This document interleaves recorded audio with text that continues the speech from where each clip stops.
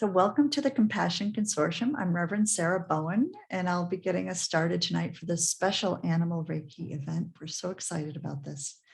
The Compassion Consortium is a non-sectarian and interfaith religious center. We offer spiritual guidance, support, and fellowship for vegans, vegetarians, animal rights activists, animal lovers, and all humans who care about and advocate for animals and the planet, and increasingly plants too.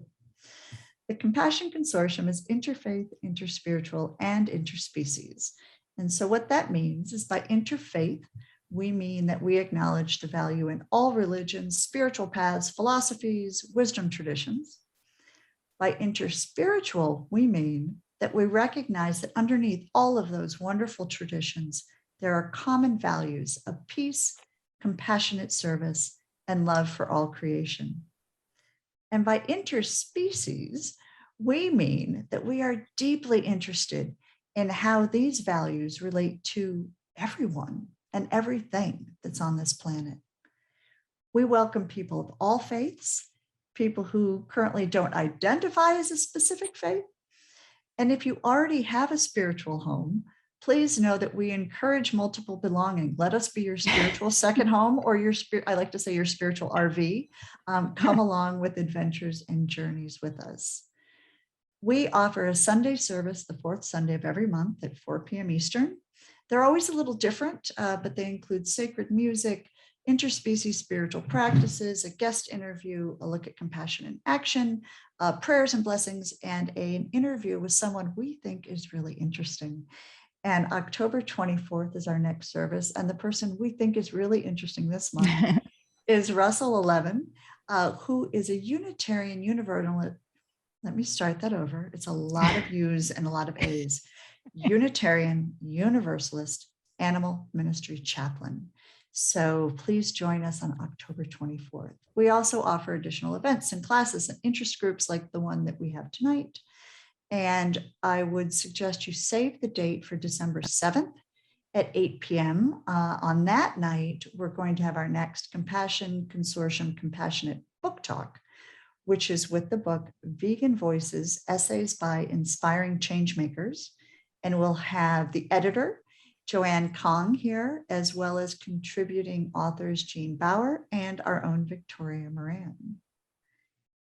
And finally, if you are headed to the Parliament of the World's Religions next week, which is online this year, you can catch us. We'll be doing a presentation on October 18th, and I'll get that link in the chat in just a moment. So now I invite us all to take another deep breath, all of our housekeeping cleaned away, opening our hearts and our ears and our minds. And I'm going to hand the floor over to William. Reverend William Melton is an ordained interfaith minister and co-founder here at Compassion Consortium. In addition, he's a level 3 Animal Reiki master, a Shelter Animal Reiki Association certified practitioner, a Fear-Free Shelter certified practitioner, and he offers animal chaplaincy, animal Reiki, and Tellington Touch holistic healing services as part of his ministry. So he's the perfect person to do tonight's interview. So Reverend William, the floor is yours. Thank you very much. Okay, so tonight we are very proud to present Exploring the Healing Power of Animal Reiki with our guest Kathleen Prasad, who is the co-creator of the Let Animals Lead method of Animal Reiki, which teaches animal-guided healing through meditation. Kathleen also co-founded the Shelter Animal Reiki Association, SARA, in 2008. And this organization is dedicated to improving the lives of shelter and other rescue animals and their caregivers through its animal Reiki meditation techniques. SARA has a worldwide network of members who are using its methods for the comfort of animals in shelters, sanctuaries, and rescue centers. And I am a very proud member of this organization. So, Kathleen, thank you for joining us. Let's get started with the discussion. So maybe let's just start out. just in case there's somebody with us tonight who's not very familiar with the concept of Reiki, can you just kind of briefly explain what it is and its history? Yeah, definitely. And by the way, thank you so much for having me. I'm so excited to be with all of you tonight, and in such an amazing organization. To be invited to speak is a total honor. So thank you so much for having me. So Reiki is actually, originally, it was created for humans, and it's seen as some people practice it as a spiritual practice, which would be like the more sort of traditional Japanese way of working with Reiki. Other people practice it as a hands-on healing method for people. But the word Reiki means spiritual energy. And so that's the energy that is the essence of our being, and that everything on earth is made of this energy. And so through our Reiki practice, we're getting in touch with that essence of our true self and who we are. And the beautiful thing about Reiki practice, whatever way you practice, if you practice hands-on with humans, or if you see it as a meditation, spiritual practice with animals, many different ways that people practice, but the sort of the something that you cultivate through your practice is compassion for others, and sort of sharing peace and loving kindness in the world. And so it's, for me, it has evolved into an animal Reiki practice, which I can talk about a little bit tonight. But traditionally, it was really focused on humans. And there's some very important reasons why we should change the approach and shift the way we do it with animals, that I'm sure everybody on this call will understand, to honor animals, to give them agency and choice and independence, and to honor their comfort and what they want, to give them the ability to be leaders in their own healing process, and how that respects their agency as sacred beings. And so that's really where my Reiki practice has evolved over the past 23 years that I've been practicing. So that's very interesting to me. You mentioned that Reiki started with humans and now is shared with animals, but can you just explain some of the core differences in sharing Reiki with humans versus sharing Reiki with animals? Yeah, absolutely. So sharing Reiki with humans very much is touch oriented. So when I first learned Reiki, it was hands-on Reiki on, hands-off Reiki off. That was really how I learned Reiki. And so typical Reiki session for yourself, you're doing self-healing, would look like this. You're doing hand positions on yourself. Mhm.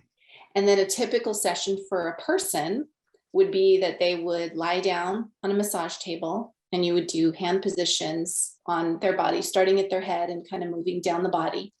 Or they could be sitting in a chair, and you would do light hand positions starting at the head and moving down the body.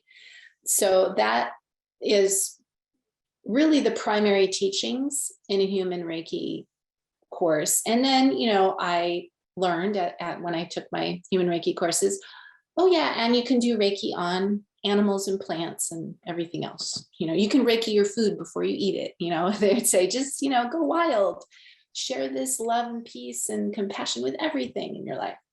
So originally I just said, okay, yeah, I'm going to share Reiki with animals just the way that I learned for myself.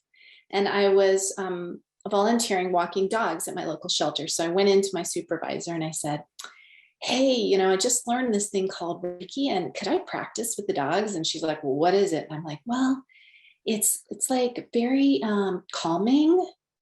It's like this therapy that really brings peace and calm. And you know how stressed out shelter dogs are. So she's like, okay, well, it sounds great. Yeah, go for it. We don't really know what it is, but it sounds perfect. So I immediately started practicing with shelter dogs, and those dogs are really the ones where my path started to diverge from human practice, because with my own dog, I could put my hands on him when he was laying down, and I could start at the head and move down the body just like I did with a person, and he would tolerate that. He'd let me do it because he trusted me, and he was well loved and tame and, loved touch. And so it was fine.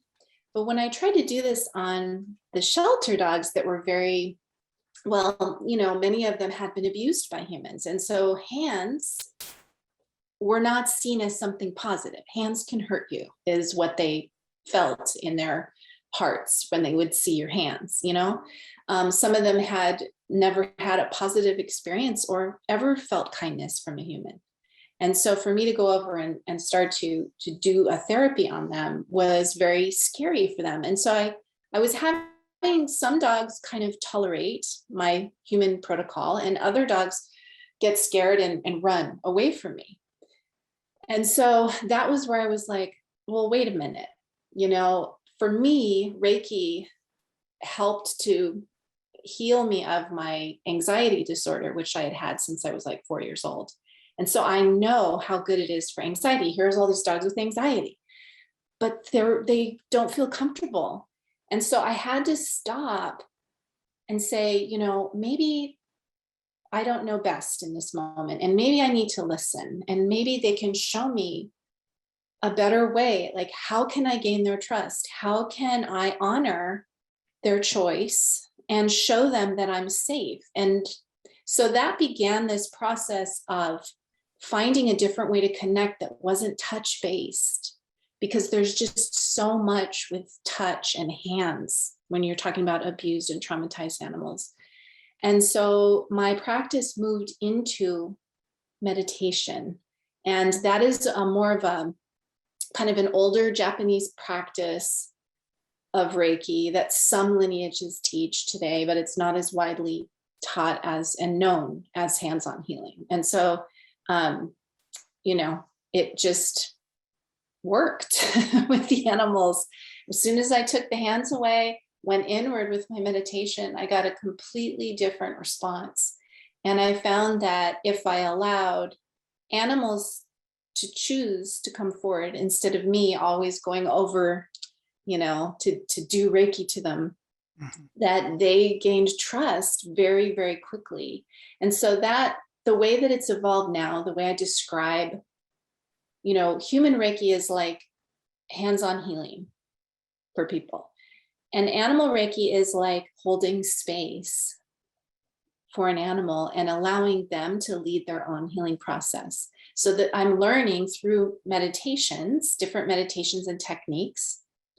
I learn how to hold space. What does it mean to hold space? What does my state of mind have to be? What should my emotions be like? What should I be thinking about? How do I calm my energy? Why do I need to calm my energy? All these kind of things. So you may have already answered this, but and you're going to be sharing an animal Reiki meditation at the close of our session today. But can you just kind of explain, you mentioned the underlying meditation and healing techniques. Can you just explain that a little bit? I mean, basically, what are the core concepts and why does it work? So, Reiki was created by a Japanese man named Mikao Usui, who spent his whole life searching for the answer to why he was here. And he only found it when he was in his 60s, after having tried many other different things in his life and not having any success, excuse me, in finding the answers. And so he went up to the top of Mount Kurama in Japan, excuse me, and he did a 21-day fast at the top of this mountain. Now, I've been to this mountain in Japan, and it's extremely wild. The trees are so tall. The wind is so fierce. I was only up there a few hours. I can't imagine being up there 21 days and fasting. And he basically said to himself, I'm going to go up here and I'm going to find the answer, or I'm going to die trying. He was out of options at that point. And on the 21st day, he had an enlightenment experience, as he described it, where he saw this light come and to his third eye and basically hit him in his eye. And when that happened, he saw with clarity the truth of his life, and that was that we are all one and we are all connected. And the reason that he was here was to help others remember that sacred connection. And so he walked down the mountain and he began teaching and helping people that were sick through this hands-on healing method, and then teaching these meditation techniques. And so the techniques that he taught, they're very Japanese based. Many of them are closely linked to Buddhist concepts, but they're not religious. So one of the special things about Reiki is that there's no religious affiliation. So you can basically be any religion. And the kind of things that you learn are the Reiki precepts. This is how to live a more balanced life. For today only, do not anger, do not worry, be grateful, practice diligently or work diligently, and be kind to others. So we have that as kind of our core. And then you learn certain breathing techniques to help you quiet your mind and develop your hara, which in Japanese means belly. And it's considered in Japanese spiritual practice the center of your energy, the center of your balance in your body, mind, and spirit. And so we in Western society, we don't ever think about our belly. We're always up here, right? So it's really about bringing our energy to our center, and that really can shift things. And then there's a variety of techniques that you learn, like the hands-on healing for yourself and for others that I was talking about. You also learn certain symbols and mantras, and some of these are related to Buddhist, like older Buddhist practices. And they're basically to meditate on, either on a symbol or on a mantra, to chant mantra, or to just speak it, to help you to, again, quiet your mind, become more centered. A lot of the practices that we learn that are Japanese based are about mindfulness. And mindfulness is a very strong teaching in Japanese culture, because they believe in Japan, if you're not focused and you don't concentrate and you're not diligent, then you'll never really live to your full potential. And so that's like a very strong cultural value. And so we see that also very strongly in the teachings of Reiki. And so that's what makes Reiki really unique, is the Japanese cultural element to it, which comes from Mikao Usui, and the teachings that he chose to include, which we can see kind of he drew from other, again, remember I said he was in his 60s when he put this all together. So we can kind of see how in his mind, once he had that experience of oneness, then he was a great teacher, and he saw some people need physical touch, some people are visual and they need to see something, a beautiful calligraphy to focus on. Other people need chanting, they need to hear, so you can see all the elements. Those of you who are teachers, right, we all learn in different ways. So all of those types of learning are possible when you learn the system of Reiki. So you created the concept of let animals lead. And I think you've talked about this a little bit, but can you just kind of explain to us how that started and what its value is and why it's so important? So the let animals lead method, I have been developing it since I learned Reiki 23 years ago. But it's really about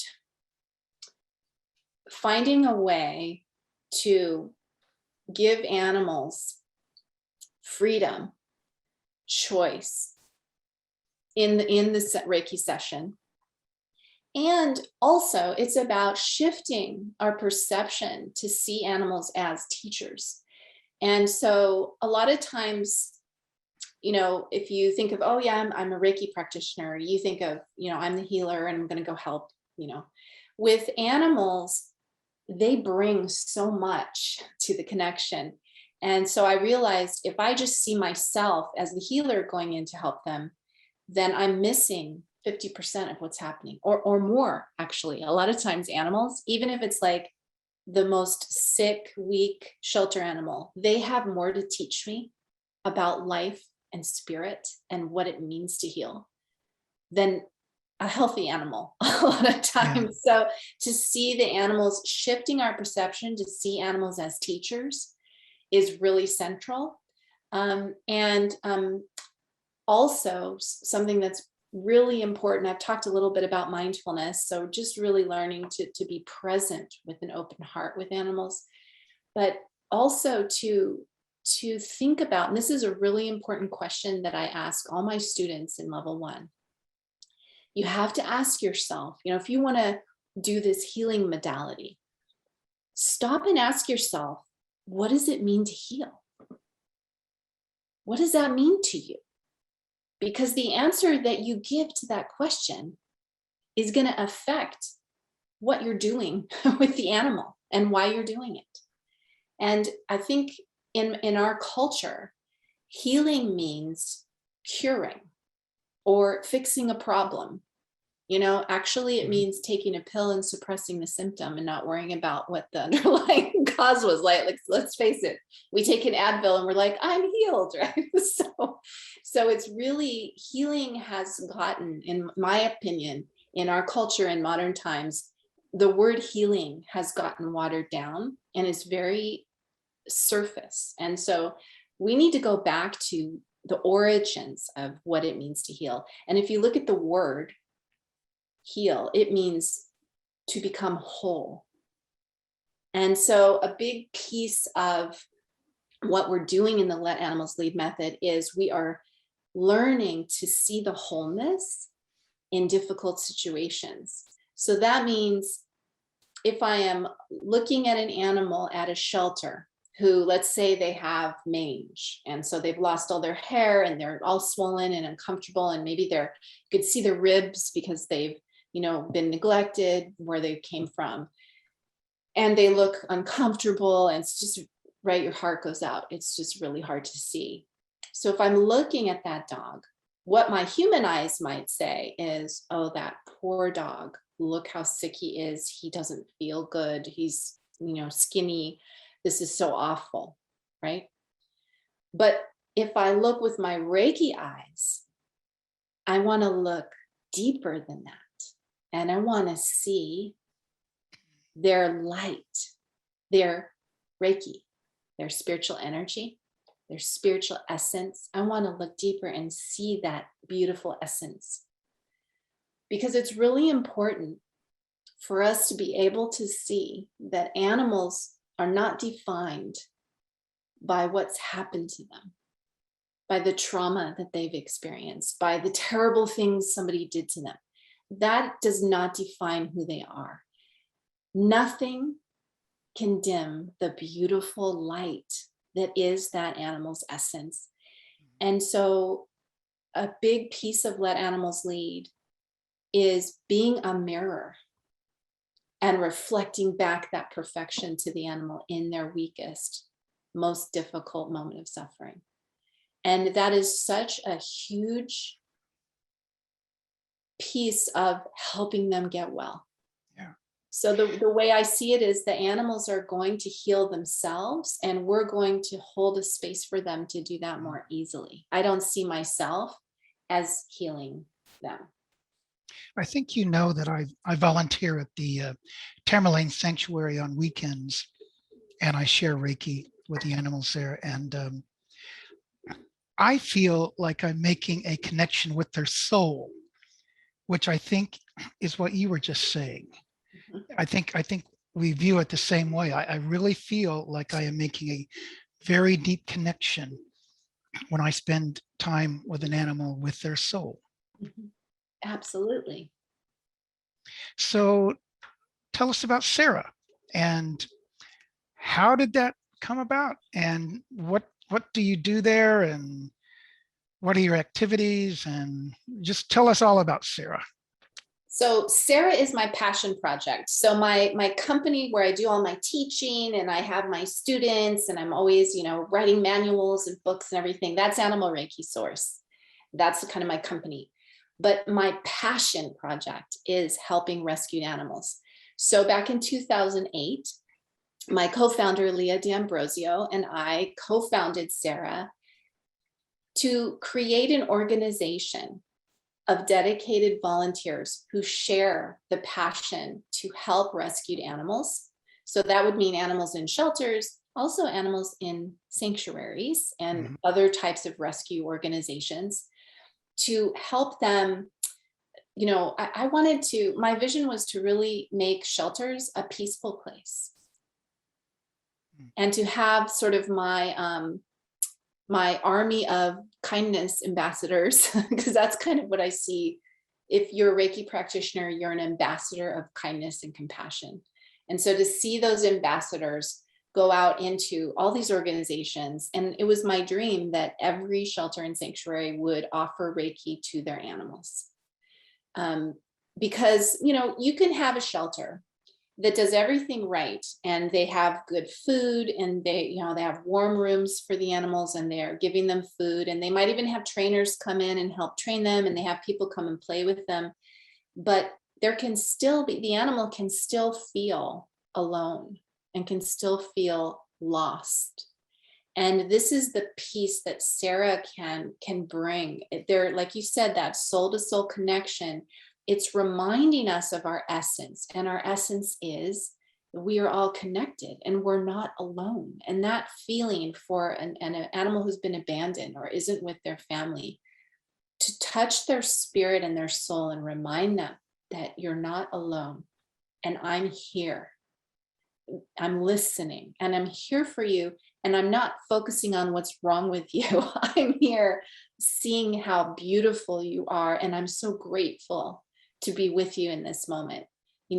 That is the missing piece. And so we have now over 200 members in shelters and sanctuaries all around the world. And we're all volunteers. And we go in and we hold space for animals with this kind of philosophy in our minds, shining the light back to these dear ones. And we also teach staff who are interested how to do this, which is important too. So it seems to me that the volunteers and the employees at shelters in particular, and also at sanctuaries, are just overwhelmed. And so I would think that they would welcome someone who is willing to do what you just described. Has that been your experience? Are they very welcoming for this concept, or do you kind of have to educate them? How would one approach a shelter? It depends. If they have experience and they know what Reiki is and they have a positive association with Reiki, because most people practice it differently than we do, right? It's touch. So a lot of times we'll be like, no, you can't touch our animals, right? So it's like, well, that's not what we do. So there's some education that's involved. But it's really, I think the best way, what we encourage our Sarah members to do, is to approach your local community shelter or sanctuary, wherever it is that you feel drawn to make a difference, and become a regular volunteer. And just start helping. And get to know the other volunteers and help them with, they have a weekend adoption festival, or they're doing, building a new barn, and they're doing, and so they need their volunteers, and just pitch in and be a part of the team. And then it's much easier once they know you, they understand that you are there to help them. They've seen, hopefully that wherever you are, peace follows you, compassion and open-heartedness follows you. Then that conversation of, hey, I do something called animal Reiki. Can I, share with this animal who's really sick? And then that conversation is much easier, because I think it's really hard if somebody doesn't know what animal Reiki is and they're already completely overwhelmed and burned out. And, and then you go in there then it's like you're creating more work for them rather than making life easier for them, which is ultimately what we're trying to do. You know, if the animals who are anxious calm down, they're more easily adopted, right? So we're trying to make life easier. So that's really, I mean, I've had experiences both ways where sometimes the director knows what Reiki is and they know who I am and they want me to come in and volunteer, and I don't have to talk to anyone or do any educating. I could just go in there. But I've had the other experience too, where I just have to walk dogs. And then after a while, I can ask, hey, can I do Reiki after I walk the dogs? And then I can have that conversation. So it really depends. But I think seeing, you know, let animals lead practitioners. We are ultimately animal advocates. And our work is a work of the spirit. But if we can see ourselves as part of a wider team of animal advocacy and see where our place is in it, but not see ourselves separate from it, I think that's the best way. So can you share some of your personal experiences or the personal experiences of Leah or your members? Because I've heard some of these personal experiences in our monthly meetings, and they're very inspiring. And can you share just a couple of those with our participants? Oh yeah, definitely. So, you know, depending on the animal and the place and the time, you know, I've had so many experiences, but there are some that really stand out to me. And so it's kind of an unusual experience, but I'd like to share the experience I had with Makoto, he's passed away now, but he was a black leopard that lived at the Care Foundation in Florida, which is an exotic animal rescue. And they have they have like over 200 animals, and they have all kinds of like alligators and crocodiles and monkeys and bears and tigers and like everything. So Makoto was brought there severely abused, starved, and hating humans, basically wanting to kill any person that tried to come feed him. He was very unhappy. And actually they wanted to euthanize him because no one would take him because he was so mean. But Kristen, the founder of Care Foundation, is amazing, and she won't shy away from a difficult project. So she's like, bring him here, he'll be fine. So they brought him. So he had arrived there not too long before the very first time I went to the Care Foundation to teach a class. And so I knew nothing about this cat. Did not hear his story. And the first time I walked on the property, she took us around to see all the animals. And so I walked around to see, you know, the different animals, and I saw Makoto and immediately just felt heart to heart with him, just immediately. And so I started talking to him, and I'm like, oh my gosh, you're so beautiful. And I just felt it was like Reiki started happening. That soul to soul connection was there as soon as I laid eyes on him. Of course, we're across, you know, through the bars. And do you know what he did? He rolled over on his back and was purring with his feet up in the air. And Kristen started bawling because she couldn't believe. She's like, I don't even know what's happening right now because he hates people and he doesn't do this. And I was there for like 4 or 5 days. I spent every day with him and meditating with him and just seeing him as this beautiful, shining light, seeing him as this teacher to me and not knowing anything about his background. So, you know, I found out later about that. And it was like amazing to me that we had this connection. And I wondered about that connection. After we spent that time together, he started to get better with people. He started to be gentler. People could come in and feed him. He wasn't trying to kill them. And then he got to the point where they would throw in his meat and he would come over and want to be scratched before he would eat. Wow. Amazing. That's amazing. And at the same time, so this is the part where I could say, oh, maybe I helped him a little bit, right? Remember I said, that's only half what's happening, right? Mhm. Oh, and I see your little darling, your little birdie, your pigeon. Yes, he wants to say hi. He likes this story. Yeah, he always likes to be the center of attention. And so Oh, he's so Thunder, sweet. this is Thunder the Wonder Pigeon. Um, he can only see out of one eye and he can't fly, so he lives with us and Forbes, our rescue dog. So say hi, Thunder, and then I'm going to put you back on the floor. Say hello. I think he just Okay. wants to remind us that he's going to be helping teach us tonight. Yes. I'm a Okay. teacher too. So this is where this other piece of the Reiki equation came in for me, and the let animals lead equation, I could say, because a lot of people don't think of how animals teach us. So shortly after I went home after that class and that amazing connection with this black leopard, and just feeling like, wow, I can't believe that that even happened. Just so grateful. I was diagnosed with breast cancer. And being like an introvert, a shy person my whole life, very gentle, non-combative, like just very quiet in my life. Okay. Now I have this horrible diagnosis and I have to fight it because I want to live. So I'm sitting in my meditation. I'm doing Reiki for myself every day, of course. And I'm like, I can't do this. This is too hard. I can't win against cancer. I mean, everyone I know who's had it, I know so many people who died of it. I'm like, that's it. I can't do this. I'm a gentle, meek person. It's going to steamroll over me. And that's it. Sitting in my meditation, I see Makoto's eyes, his yellow eyes, his face in my meditation. And he snarls. I see that. And he never showed me that in real life. And I'm seeing that in my meditation. And I'm like, I felt his ferocity. And I'm like,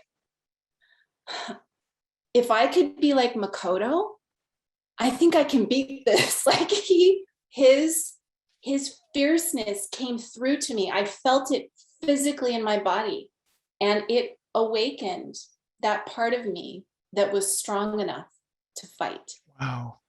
And so he came to me every day as I was going through my surgeries and my treatments and feeling really weak and not knowing what was going to happen. There's a lot of uncertainty. And then as I'm getting stronger and I'm like, I'm going to beat this, and I'm well now, I'm off all my meds, I'm cancer free. So I'm very grateful.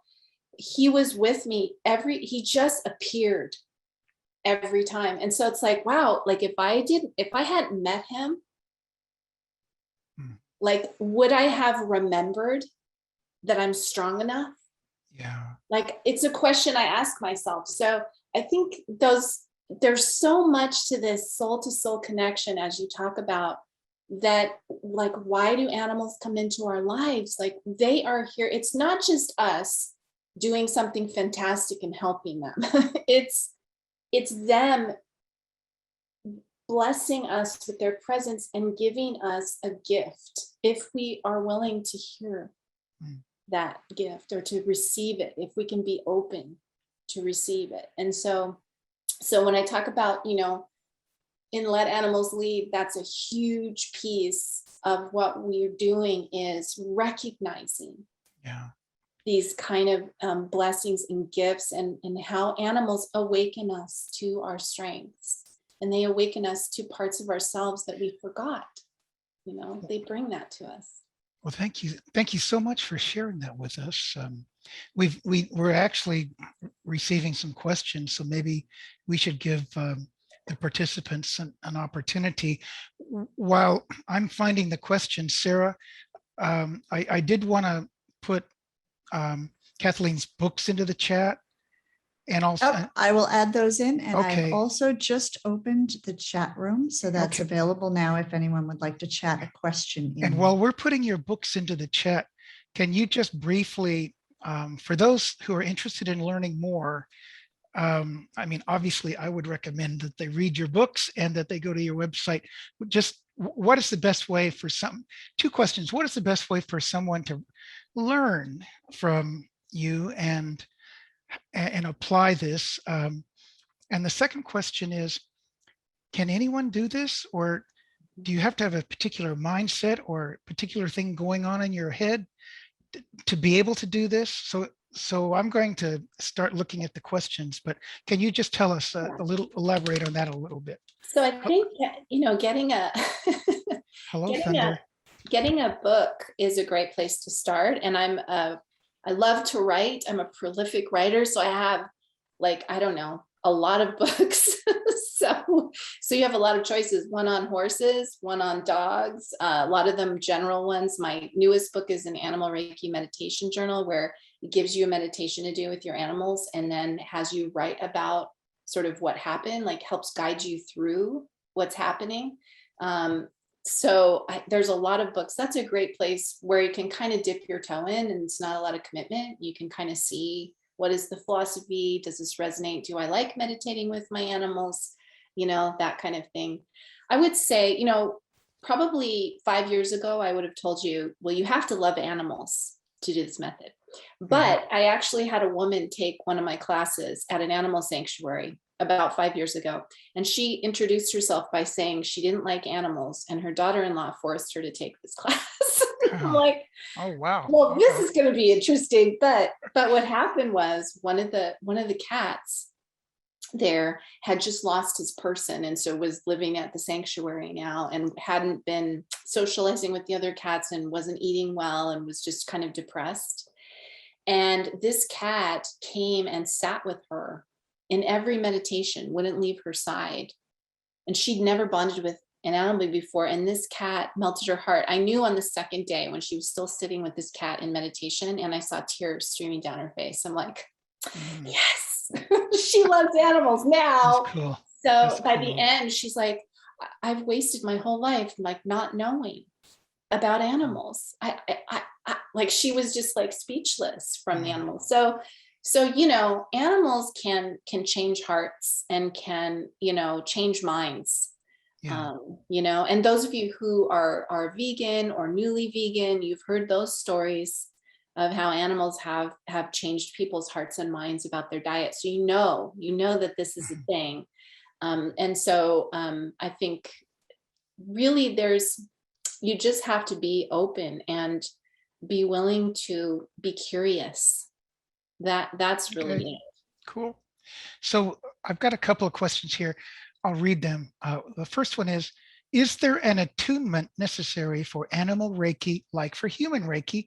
And if so, is it the same or different symbols? Okay.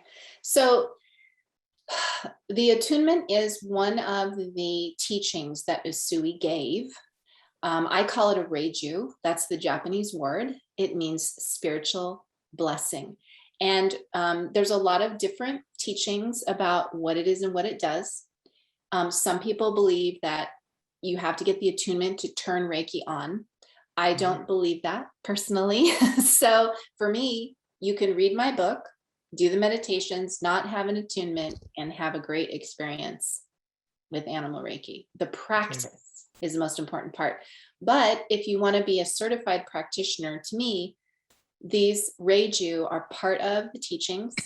And I really see them as connecting us to our family tree of Reiki. So my teacher gave reiju to me, and it's basically, it's a sacred ritual between teacher and student that represents standing in the light of oneness together. And it's a way that the teacher supports their student to go deeper in their own spiritual journey. It's, to me. And that is the lineage that it is an energetic lineage. Yes, it goes yes. from a Usui to his students, to his students, and to, Right. my teacher, and then to me. And so to be an official practitioner, then yes, you need to receive those reiju and be part of the family tree. But I've only learned human Reiki because my animal Reiki teachers were animals. So the reiju that you received from me is the human ones. Yeah. So the second question is very interesting. Can this type of Reiki be used for free living wild animals also? And what about trees and plants? Yes, yes, and yes. Okay. And tell us more. In fact, so if you what you'll find is animals are drawn to the shift in your energy that is created through these meditations. And so if you sit in your yard and you do the meditation, you may hear suddenly a frog croaking next to you, a bird landed in a tree, a squirrel crawled up the trunk of the tree and is closing his eyes and relaxing. You know, a butterfly comes and lands on you. I mean, you will see the drawing in of the wild ones. And it's so beautiful because they feel peace, loving kindness, compassion, and the light of the universe just radiating with love. And animals are so sensitive, they really feel that. And, you know, as far as trees are Reiki, spiritual energy. Trees are no different than us. We're all one. And so I like to approach trees the way I do animals, where I see them as my teacher. And what can I learn? You know, what can I learn from this being? I think trees are amazing spiritual teachers about, you know, being present and about, you know, holding space and not rushing through our lives. And you know, trees are the lungs of the planet, right? They give us the oxygen that gives us life. But how do they do that? Just by being. And that's sort of our purpose with our animal Reiki is, I just want to shine, I just want to be the light, and that is what helps others. Not that I'm like doing something to them, but it's Right. trees teach us that the power is in being, not doing. So yeah, absolutely. I mean, everything, you can do Reiki with everything. And Sarah, can you help me out here? Are there more questions that you're going to send to me, or? That is all that I have so far. Okay. Well, you know, that works out pretty well because we're just about ready for the closing animal Reiki meditation. And Kathleen has said she's willing to we always have a closing meditation, and Kathleen is willing to share this with us. And I'm particularly excited about it. And so we invite all of you and your companion animals and your animal friends, if they want to participate, to take part in this. And so, Kathleen, I'm going to turn this over to you and ask you to share your animal Reiki meditation with us. Wonderful. Thank you so much. I'm excited to connect with all of you guys. So the meditation that I want to practice with you guys tonight and share with you is, I call it the healing space meditation. I talked a little bit about holding space for animals tonight. So I want to show you this particular breath. It's specifically a Reiki teaching. It involves the hara, the belly, which I talked about before, which is our center. And I'm going to help us all to set our intention in a really open and gentle way so that we make animals feel safe and comfortable, and that it is up to them. They are leading this connection. We're not doing something to them and inadvertently chasing them away by pushing our expectations all over them. So that's what my plan is, to guide you through all of that. And so I hope you guys enjoy it. And about 10 minutes or a little bit less. Does that sound good? Okay, perfect. So I always like to start by setting my intention. So this is called gasho. It's palms together. It's a Japanese, technique to show gratitude and reverence. And I think it's a great way to begin when I'm going to start a meditation. So if that feels comfortable for you, you can go into gasho. If not, you can just rest your hands on your lap. That's also fine. But let's close our eyes for a minute. We're going to set our intention to dedicate all the energy of this practice to our animals. We can also extend that to any loved ones that are coming to our mind, human or animal. And if they're with you in the room, that's awesome. You can invite them in. And if they are not physically here with you, that's fine. Just bring them to your mind and heart. They'll also be with us in spirit. So we just invite them to share the space that we're going to create tonight. It's completely up to them.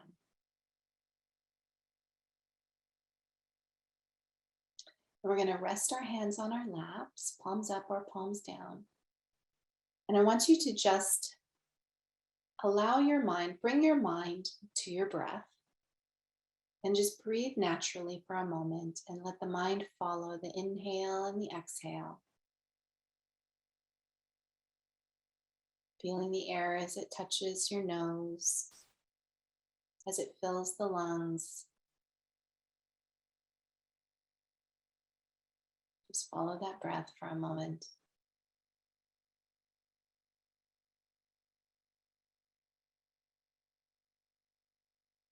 And then I want you to bring your mind to your lower belly. I want you to imagine there's this beautiful sphere of light in the center of your physical being, just 2 or 3 finger widths below the belly button, right in the center of your body. Just imagine that light there. This is the hara. This is your connection to the earth, to grounding, the center of balance in your physical, emotional, and spiritual body. Just see that there.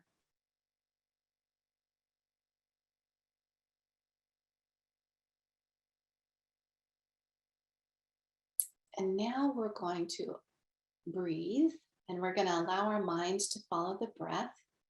I want you to visualize this time. Visualize your breath as a pure and clear light. And as you inhale, it comes in through the crown and fills your body as it moves down to the hara, the lower belly. And then as you exhale, imagine this light can expand like a beautiful gentle mist out of every pore in your skin and into your aura and out into the universe. So breathing in this pure and clear light through the crown, filling the body, moves all the way down to the lower belly. And then breathing out, expanding this light out of every pore in your skin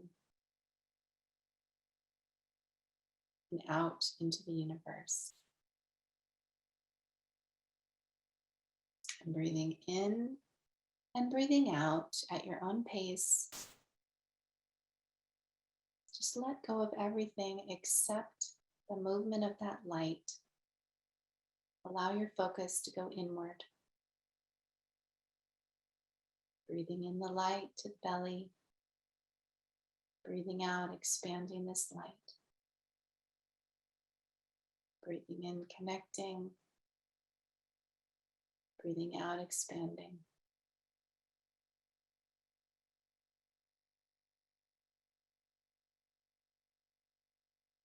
And with each breath in, you're feeling your connection to the hara is getting stronger. You're feeling more grounded and centered. You might feel yourself a little heavier on the earth. Just feeling really stable. And with each breath out, you're feeling that light expanding further and further into the universe.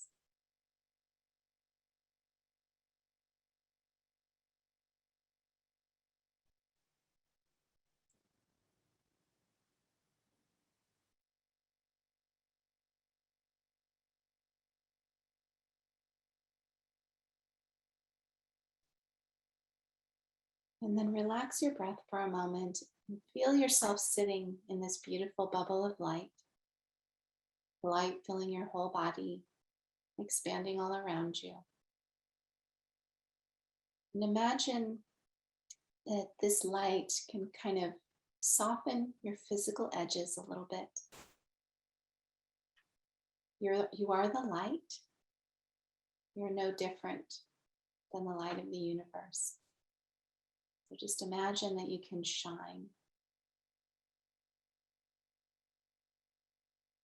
And this beautiful light is filled with harmony, perfect balance and peacefulness, loving kindness and compassion. This is the true essence of your being. You've uncovered it. You're remembering this is your true self.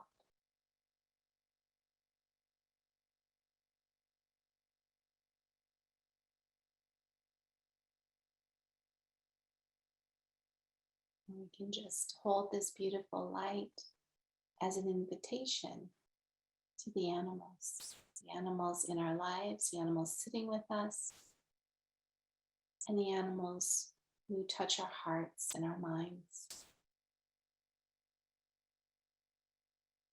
Just invite them to step into this beautiful space of peacefulness and compassion.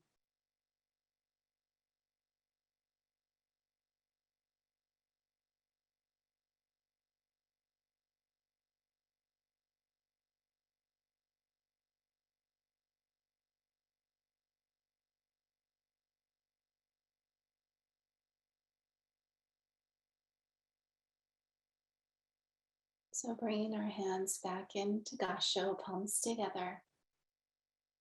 And just take a moment to thank your animals for connecting with you in this space. And however they chose to connect in this moment is perfect. And setting your intention to finish the meditation, take a nice deep breath and slowly come back and open your eyes.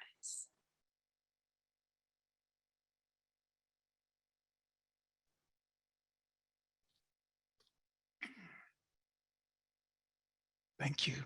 Thank you so much. That was so beautiful. Welcome. So I guess it's time to close. I could have gone on with that meditation much longer, but thank you.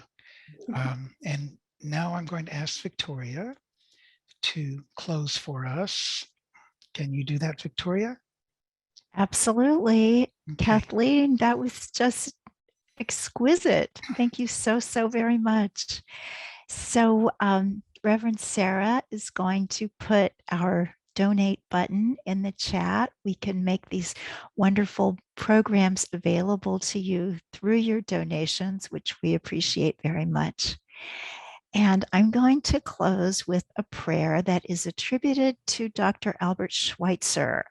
So we know him as a noted theologian, physician, musician, humanitarian of the mid-20th century, but he's also known to have been someone who deeply cared about animals, someone who was a vegetarian.